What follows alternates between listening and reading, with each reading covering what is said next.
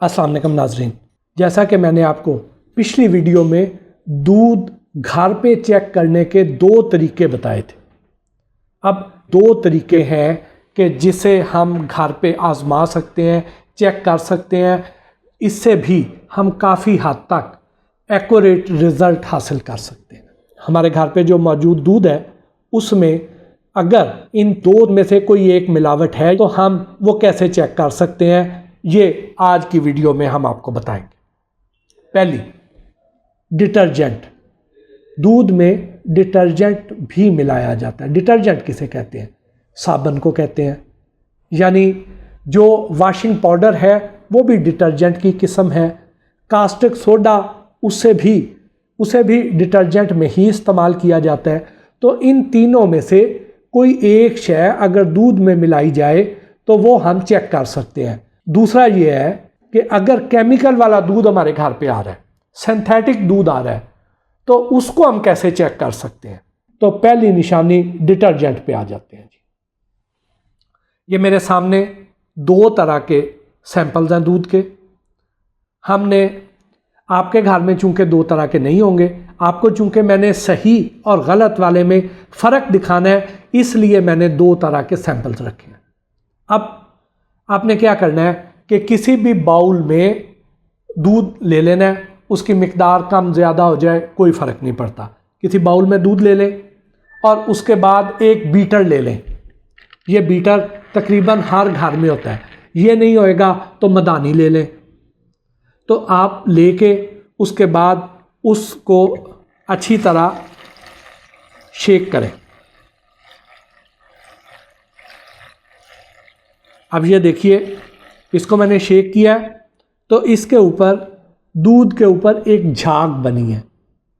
ये वो झाग है जो दूध को हम एक बर्तन से दूसरे बर्तन में तेज़ी से बार बार उंडेलें तो उससे भी झाग प्रोड्यूस होती है। ये बबल्स, ये नेचुरल बबल है। अब ये बबल्स आपके सामने हैं। अब हम दूसरे की तरफ आ जाते हैं जी। इसको भी हमने करना है।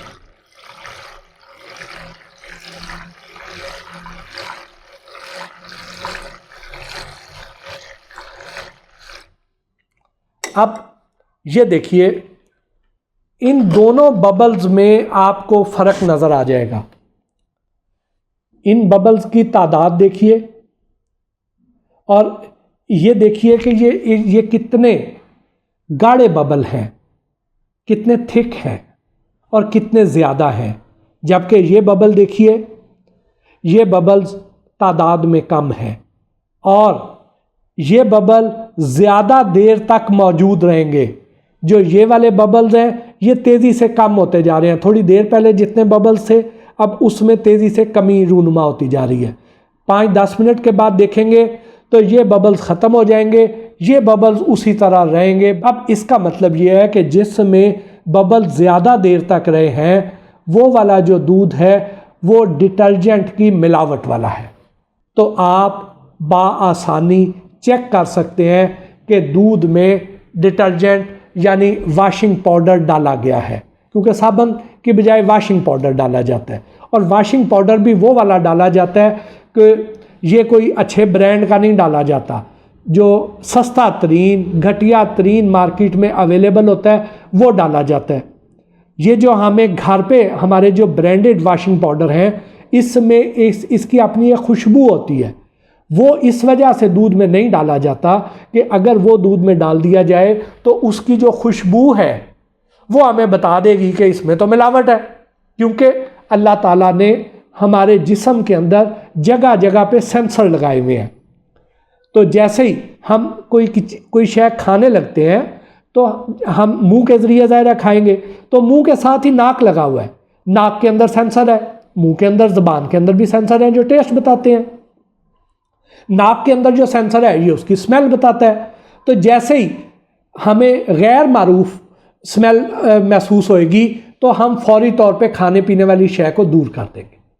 तो अगर इसमें वॉशिंग पाउडर वो वाला डाला गया हो जो खुशबूदार है तो उसे लोग इस्तेमाल नहीं करेंगे दूध को। तो उसके लिए वो वॉशिंग पाउडर डाला जाता है जिसमें कोई खुशबू नहीं होती है, क्योंकि खुशबू तो इसमें बाद में डाली जाती है। फिर ये इसको वॉशिंग पाउडर डाला क्यों जाता है? ये डाला इसलिए जाता है कि दूध जब ख़राब होने लगता है, जब टेम्परेचर कंट्रोल नहीं होता है, दूध जब किसी भैंस से दूध निकाला जाता है, गाय से दूध निकाला जाता है, तो उसमें कोई नुकसानदेह बैक्टीरिया नहीं होता है। जैसे ही वो इस फ़िज़ा में आता है, इस ओपन एनवायरनमेंट में आता है, तो आप देखें कि जो हमारी भैंस है ये गोबर पे भी बैठी रहती है, कीचड़ पे भी बैठी रहती है। तो नॉर्मली हमारे जो किसान हज़रात हैं वो इसके थनों को साबुन से मल के अच्छी तरह नहीं धोते हैं, वो आम पानी का छींटा लगाते हैं और उसे धो लेते हैं और उसे दूध निकाल लेते हैं। अब वहाँ पे भी इसमें बैक्टीरिया ऐड होंगे, उसके बाद वो बैक्टीरिया वो बैक्टीरिया जब टेम्परेचर बढ़ेगा वो बैक्टीरिया एक्टिव होंगे, दूध ख़राब होगा। और जब दूध ख़राब होना शुरू हो जाता है तो आपने देखा है कि उसकी निशानी क्या होती है? उसकी निशानी ये होती है कि उसमें फुटकड़ियाँ सी बननी शुरू हो जाती हैं, उसमें कर्डिंग होना शुरू हो जाती है, यानी उसमें पानी अलहदा हो जाता है और उसमें सॉलिड अलहदा हो जाते हैं, फुटकड़ियाँ बन रही होती हैं। तो वो दूध ख़राब होना शुरू हो जाता है और उसमें खटास आती है।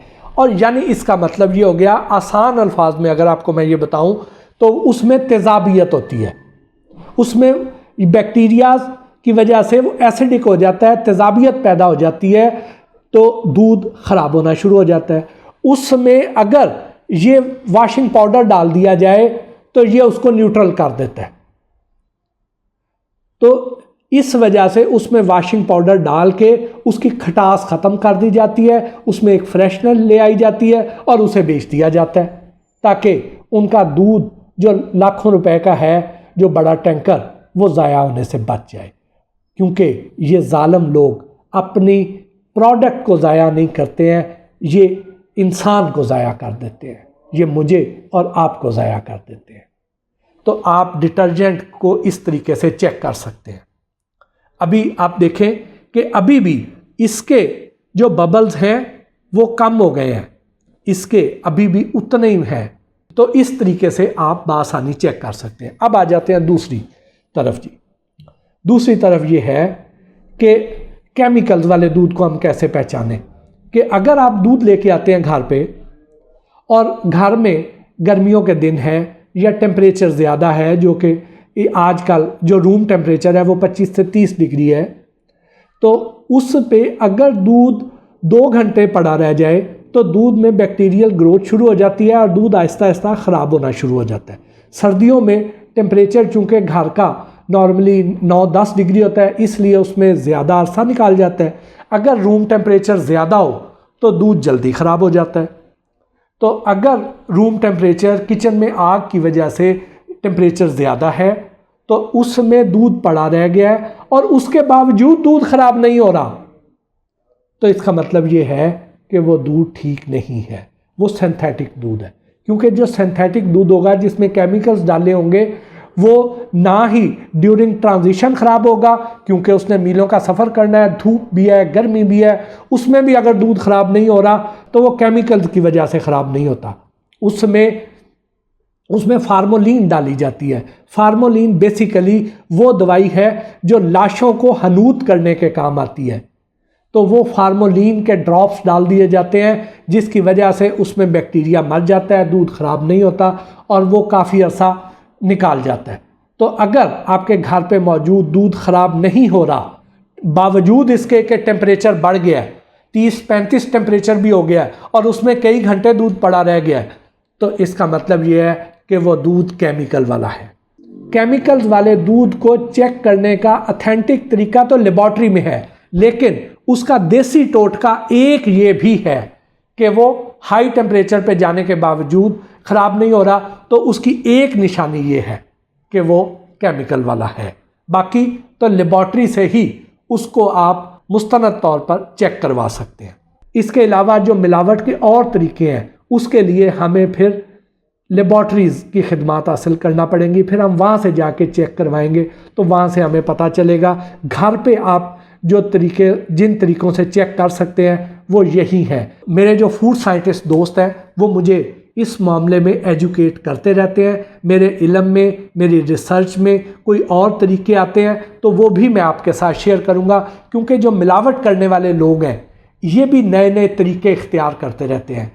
तो और इन्होंने जो मिलावट के नए तरीके इख्तियार करने हैं उसके जो तोड़ हमें समझ आए कि आप घर पे बआसानी परफॉर्म कर सकते हैं तो हम आपके साथ ज़रूर शेयर करेंगे।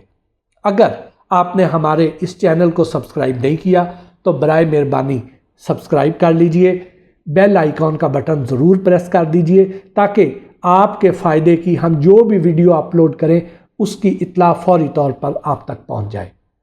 इसके साथ ही आज की इस वीडियो से अपने मेज़बान मोहसिन भट्टी को इजाज़त दीजिए। अल्लाह निगहबान।